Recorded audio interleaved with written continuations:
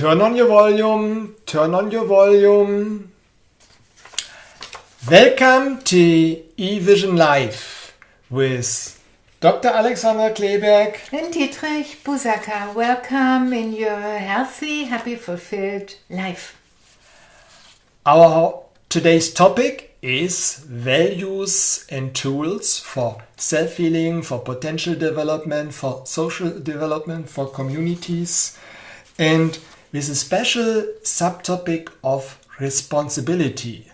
But don't be scared now. It's not that we're going to charge you with even more responsibilities than you already have. Don't be afraid. But it's about responsibility for yourself. Where did you learn responsibility, to take responsibility for yourself? Did you learn it in school or at university? I didn't learn it. Me neither. Maybe while we were having social learning, you learn to take over responsibility for others, for children, or for your parents, and traffic. But I've never learned at school how to take responsibility for myself and what this means. But you can learn it here at eVision Live today with Alexandra and Dietrich. Alexandra, we have a little story to share to introduce our audience to this topic of responsibility. Yes, I interview a lot of people who healed themselves just embodimentally by switching their mindset. And a few years ago, I interviewed Robert. Robert came from Ireland, and I wrote down his story in my new book, 9 Steps into the Wealth of Health. It will come out within the next 4 weeks. Hopefully. It's done. And he had a very traumatic childhood. He had a lot of anxiety, depression, and while he was growing up, the symptoms became stronger and stronger, and bodily symptoms came to that, and he had a stomach ache and an ulcus, it's called in Germany. It's an inflammation, and he said it burned like a razor blade. He couldn't walk, he couldn't sit. It was burning, burning, burning. And he lived in Germany at that time, and he went to Ireland back, and he had a breakdown there, and he came into the hospital, and it was a very special disease because the doctor said the only thing you can do is medication lifelong. It's so strong on this bodily level, and the doctor gave him medication, and he felt better. And once he was out of the hospital, he was walking through nature to a harbor, and he sat down on a bench of this harbor, and probably we can imagine he watched the waves, or he was thinking about his life. The sunset, boats swinging on the water. If I talk about healing, I rather like the sunrise, but the sunset is also beautiful. And while he was sitting there, an idea came, an inspiration, and it said, well, something in my body made those symptoms. Somehow, something in me made these symptoms. And if something in me made these symptoms, then this something in me can get over that. And it was a moment which we would call awakening. The other mode is sleeping, and sleeping means I'm identified with these programs of victimhood, or these old programs that determined my life. As little children, we were trained in these programs, and they are very effective. And sleeping means that I'm determined by these programs. And Carl Gustav Jung said, I'm a psychoanalyst. If you don't get your unconscious conscious, then you just live your life, and everything that happens, you will call it fate. And Robert said before this awakening, that's his fate. It's the trauma of his childhood and all these bodily symptoms, it's fate. And in this awakening, he sort of distanced himself from the programs, from the symptoms, and he realized that it was a part of himself who did that. And this distancing is very, very important for awakening. And you can try it out even if you don't feel awakened or whatever. Just try to distance from your thinking, from your feeling, from your symptoms. Just watch them out of a distance and ask yourself, what part in me creates these symptoms? And what is a symptom actually telling me? What is it telling me? What is the question it's asking? And in this awakening, when this sentence came, oh, then I can create health. So or if it's creating illness for him, disease, yes, he also, if he creates these, he also can create healing. Yes, and all at once he felt his power, he felt his might, he felt his creativity, and his inner freedom. Because the sleeping makes you unfree. Yes, you're tied up in these, you're imprisoned in these old programs. And all at once with this sentence, if I have created these symptoms, then I can also solve the problems behind the symptoms.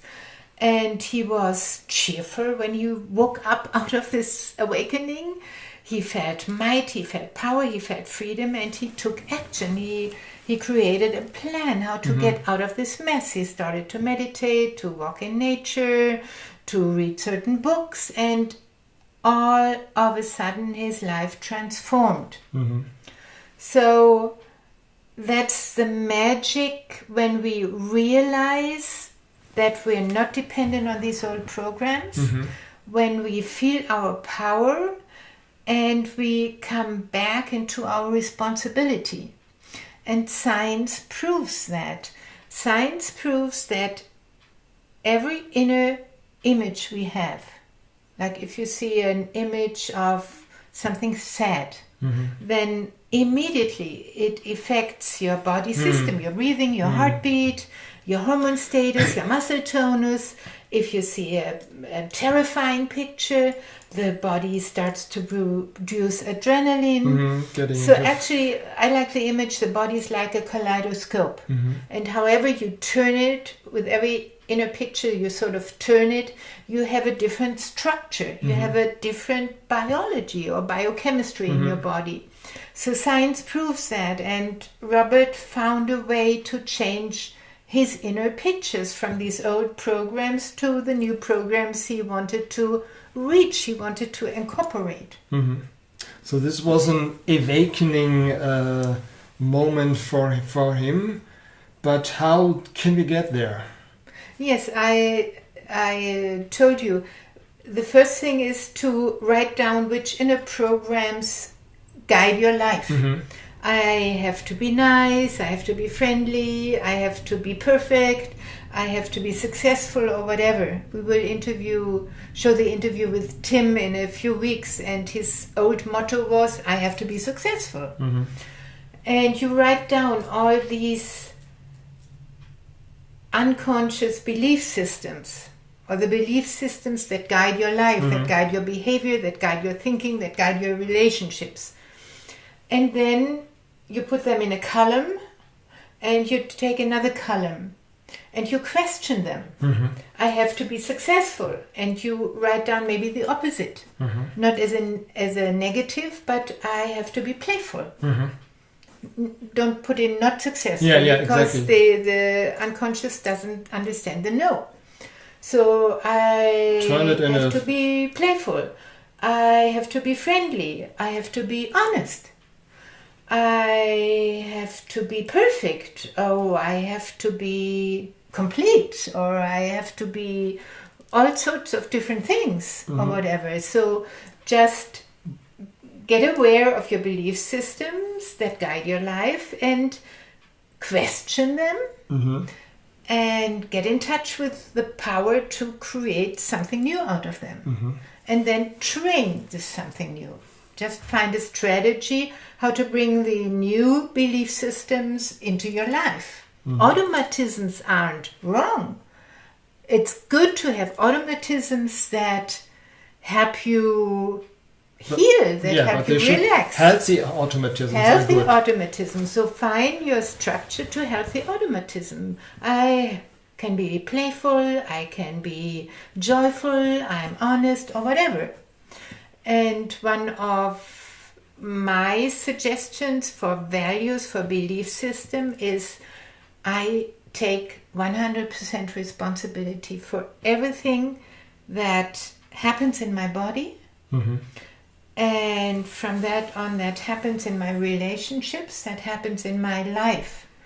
And since we know that everything I send out, it goes to you, then it might go to the people who watch, and it might go to their families, it might go to their bus drivers or whatever. Actually, it goes around the earth. Every inner picture influences everything. And when we are now giving you an inner, Alexandra's giving you an inner picture, you're sitting whatever in Australia, in India, in the US, in Brazil, maybe. In India. And then you will go out after watching this video and you will be in a different mood and you will behave differently than you might have behaved when you wouldn't have watched this video. And this will impact other people there.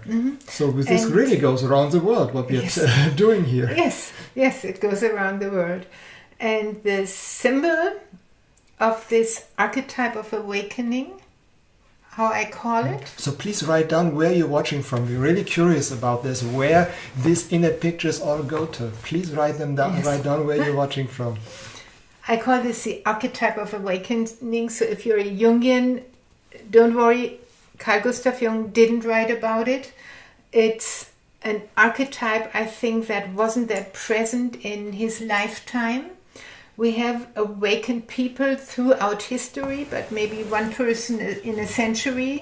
There was Buddha, there was Jesus, there was Meister Eckhart, there was Teresa of Avila, there were some other people, but they were quite of random or rarely spread throughout the centuries. And I think right now we are living in a zeitgeist of awakening. There are more and more people telling their healing stories, telling their awakening stories, more and more people that know and realize and experience that they don't want to be guided by their old programs anymore. Yeah, they don't want to be living that, but they want to live their life and want to guide and really choose what to do in their life. They want to change their life and they might want to impact other lives as well. So you can turn this wisdom of Carl Gustav Jung around. If you're conscious about your unconscious, you will be able to guide your life and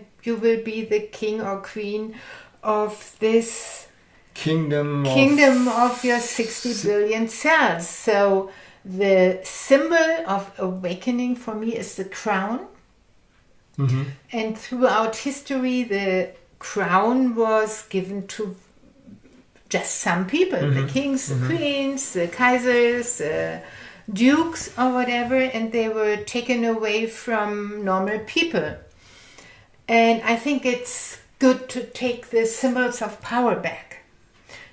And with this kingdom of the body, we can be king and queens of our body and of our relationship and of our lives. And if you go deep in mythology, it's not only the crown that a king or a queen has, it's also the scepter.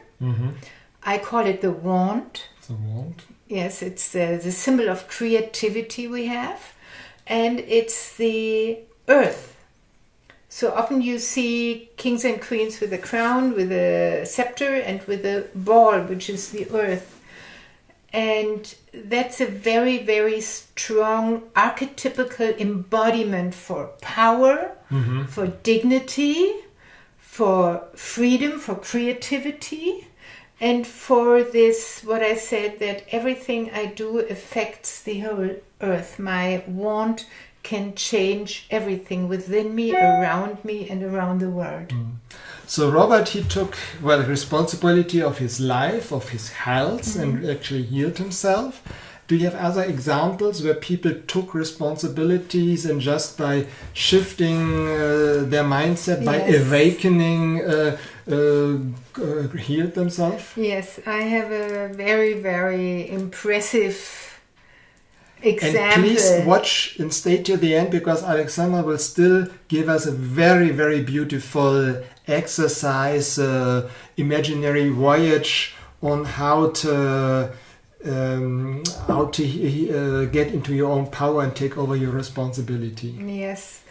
We had a very hot summer in Germany last summer, and if you're from India you would think it's really cold, or if you're from Brazil or so, but for us Germans it was quite hot, and we sometimes like to complain about everything. I don't know if that's the same in your country, and a lot of people came to my groups and they complain, it's so hot, it's hard for my heart, it's hard for my breathing, I'm so exhausted and whatever, and I felt the same too. But they were coming every day, somebody was complaining about the weather, and at one point I got angry. I said, I don't want to hear this anymore. And then I realized, well, I'm doing the same thing.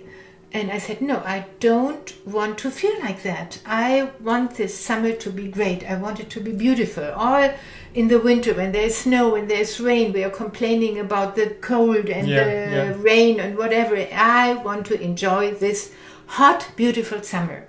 And I decided that this is okay and I love it.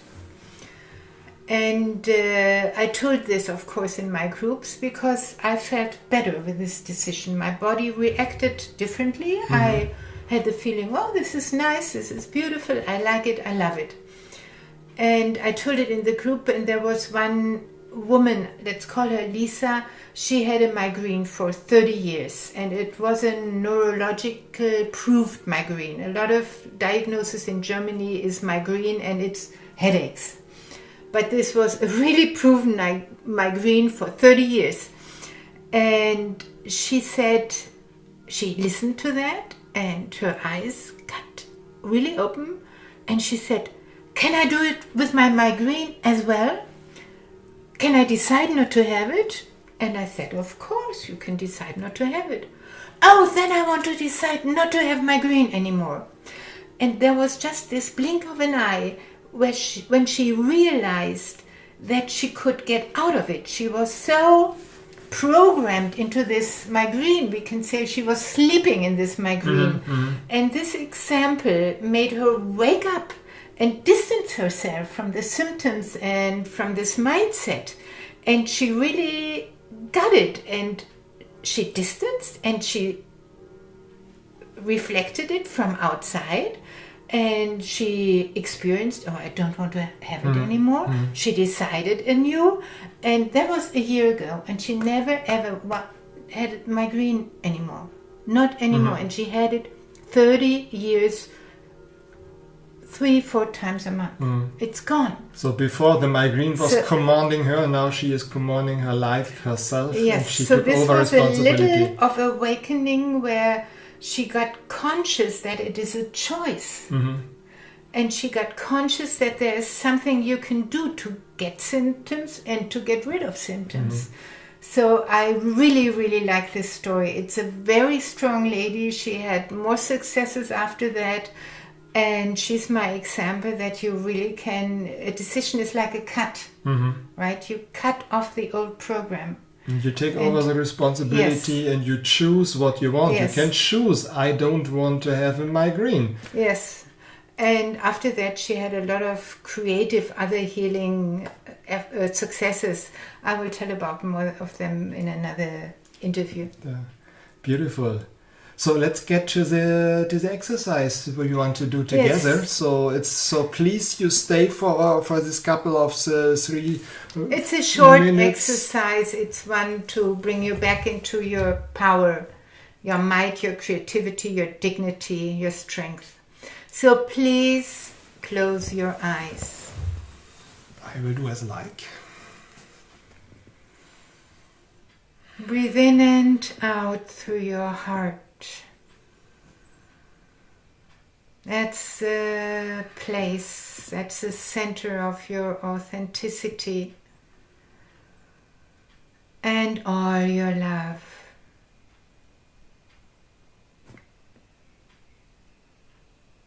Just imagine on a golden ray of the sun, your crown comes onto your head, light and shining and bright.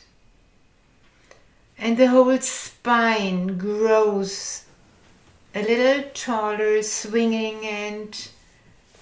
the crown on top of the head.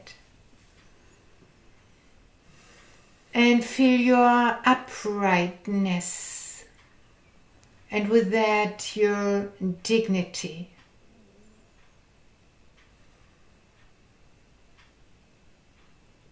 And then imagine in one hand the wand, the scepter of power,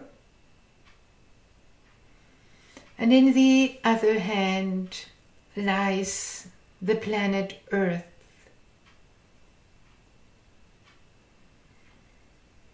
Feel the strength of this archetypical embodiment. You are the king, the queen of your kingdom of 60 billion cells. You're the king and queen of every inner image, of every thought, of every emotion, and of every body reaction. With this wand, you guide your inner images, you create them, and they influence your heartbeat, your breathing, your biochemistry. You are the king and queen of your body kingdom, and this kingdom grows wider and influences your relationships. It grows even wider and it influences your social group. And it grows wider and wider and wider. And it networks with golden threads around the earth. You are the king of and queen of everything that happens in earth, back in time and now and in all future. With every inner picture, you guide your life and influence that of all.